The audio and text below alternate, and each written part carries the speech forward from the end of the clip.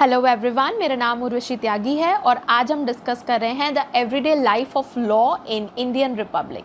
सबसे पहले इंडिया एक sovereign socialist secular democratic republic state है। We are the world's largest democracy and we have the lengthiest constitution in the world.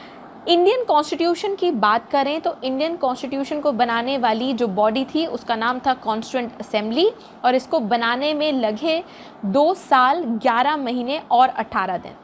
Constitution of India adopt हुआ 26 नवंबर 1949 को और ये force में आया 26 जनवरी 1950 को। इसी के साथ अगर हम प्रियम्बल ऑफ इंडियन कॉन्स्टिट्यूशन की बात करें तो प्रियम्बल बात करता है वी द पीपल की, यानी ये कॉन्स्टिट्यूशन लोगों ने लोगों को दिया है। We the people do hereby adopt enact and give to our self this constitution. ये मेंशन है हमारे प्रियम्बल में।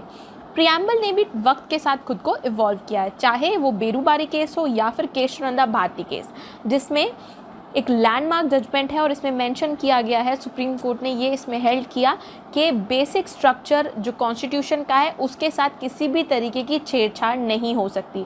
यानी अगर कॉन्स्टिट्यूशन में अमेंडमेंट होती है तो वो हो, लेकिन किसी भी तरीके के बेसिक स्ट्रक्चर के साथ कोई छेड़छाड़ नहीं होगी। इसके बाद कुछ इंपॉर्टेंट फीचर्स अगर हम डिस्कस करें तो हमारे पास है फंडामेंटल राइट जो आते हैं पार्ट 3 ऑफ इंडियन कॉन्स्टिट्यूशन में, रन करते हैं फ्रॉम आर्टिकल 12 टू आर्टिकल 35, यानी अनुच्छेद 12 से अनुच्छेद 35 तक।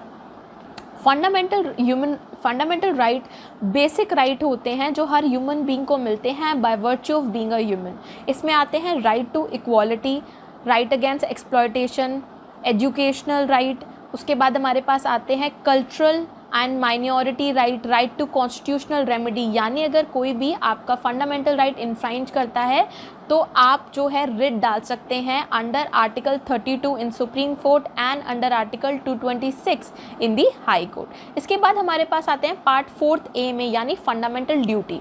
तो एक साइड पर अगर हमारे पास फंडामेंटल राइट हैं तो दूसरी साइड पर हमारे पास कुछ फंडामेंटल ड्यूटीज़ हैं, जैसे कि नेशनल फ्लैग को रिस्पेक्ट करना और एक सेंस ऑफ ब्रदरहुड रखना for the other people in the country के लिए। इसी के साथ साथ एक तरीके की जितने भी हमारे नेशनल एम्ब्लेम हैं, जितने भी हमारे नेशनल सिंबल हैं, उनको रिस्पेक्ट करना, किसी भी तरीके का डिसग्रेस उनको नहीं लाना। उसके बाद हमारे पास आती हैं पार्ट 4 में DPSP, यानी directive principle of state policy.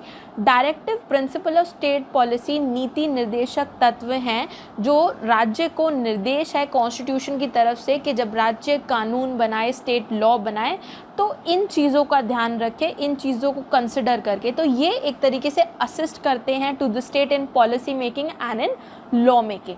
Fundamental right और DPSP के बीच में एक बड़ा डिफरेंस ये है कि फंडामेंटल राइट जो है वो जस्टिसिएबल हैं और DPSP जस्टिसिएबल नहीं है।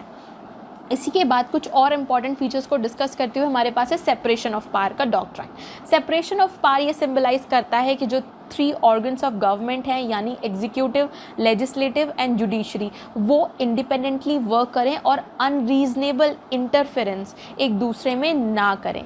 इसके बाद हमारे पास है rule of law. Rule of law को डिस्कस करने के लिए हम एक बहुत ही लैंडमार्क जजमेंट डिस्कस करेंगे जिसका नाम है Vineet Narayan versus union of India. यहाँ पर सुप्रीम कोर्ट ये ऑब्जर्व करती है कि how high a man is, एक इंसान कितना भी बड़ा हो, he can not be above law, वो इंसान लॉ से बड़ा नहीं हो सकता, यानी कि the law of land prevail above all, सबसे बड़ा लॉ है और उससे ऊपर कोई भी पर्सन नहीं है।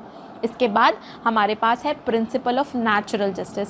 प्रिंसिपल ऑफ नेचुरल जस्टिस को अपहोल्ड कर रहे हैं article 14 and article 21 of Indian constitution. Article 14 बात करता है राइट टू इक्वालिटी की, जिसमें आते हैं equal protection of law and equality before law. उसके बाद आर्टिकल 21 भी प्रिंसिपल ऑफ नेचुरल जस्टिस को अपहोल्ड करता है। आर्टिकल 21 बात करता है right to life and personal liberty की।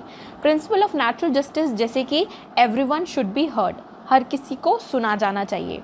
नो वन शुड बी जज इन हिज ओन केस, अपने खुद के केस में कोई अपना केस डिसाइड ना करे। No one should be a जज in his own case. Article 17 की बात करें तो वो है रिमूवल ऑफ अनटचेबिलिटी। उसके बाद हमारे पास आर्टिकल 21 है जो खुद में ही एक अम्ब्रेला टॉपिक है जिसके अंडर ग्रुप ऑफ राइट्स आते हैं।